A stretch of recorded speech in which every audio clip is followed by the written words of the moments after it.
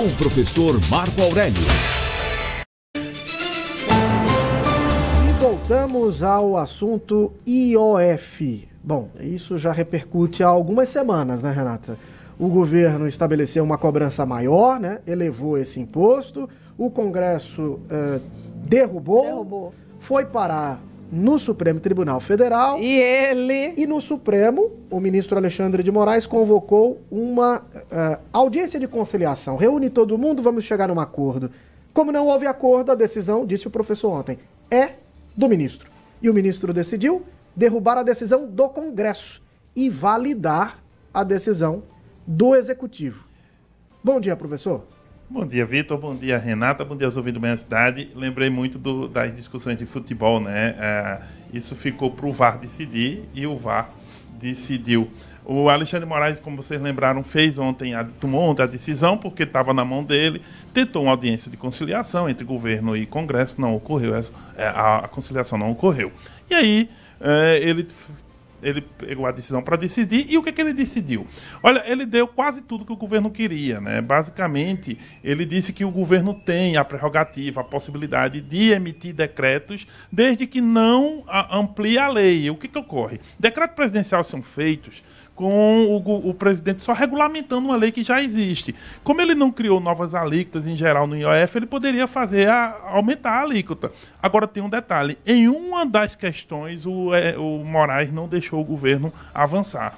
Tem uma alíquota que era sobre o risco sacado, que é basicamente o capital de giro de empresas, que às vezes você, numa empresa de médio porte ou pequena, precisa de capital de giro, e esse capital de giro ia ser taxado. Só que o governo disse, olha, na lei não tem essa possibilidade. Então o governo não poderia fazer isso. O nome disso é risco sacado, mas é basicamente o capital de giro. E aí o Alexandre de Moraes barrou. Então foi dentro do que o governo pediu. O governo levou quase toda a decisão, né? 90% de tudo que queria, mas nesse ponto não. Esse ponto o Moraes ficou a favor do Congresso. De todo modo, a alíquota passou, né? Essas alíquotas maiores, e o governo espera aí arrecadar, ter um fôlego na arrecadação com o IOF aí, pelo menos na ordem de alguns bilhões de reais, enfim, porque agora a decisão é definitiva. Bom, a gente tem que saber se o Congresso vai aceitar. Tem mais, sabe que tem um detalhe nisso? Depois da vitória ontem, interessante, veja como é o jogo político. O governo ganhou, não foi? E o Lula já aproveitou e já vai vetar o aumento de deputados. Sim, é o nosso segundo destaque, né? Exatamente. Eita! Vejam só, o governo ganha com o Alexandre de Moraes e Lula, né, como vem numa crescente por causa da questão do Trump, dos últimos dias a popularidade melhorando, o Lula foi lá e já vai vetar o aumento do número de deputados. Ele podia fazer 3 coisas: aprovar, ficar omisso, não fazer nada, e aí o Davi Alcolumbre aprovava, ou ele vetar. E ele foi lá e vetou, ou seja, aquele aumento de 18 deputados a mais, saindo de 513 para 531, segundo o Lula, não deve ocorrer. Ele vetou, deu uma justificativa dentro da legislação.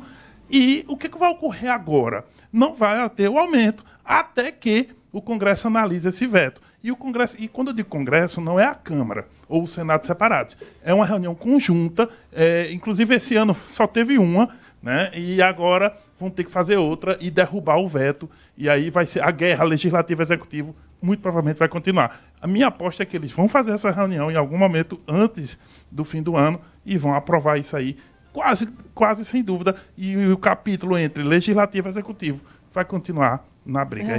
É isso a minha aposta. Mas é um clima muito tranquilo, pacífico, né? Tudo conflagrado.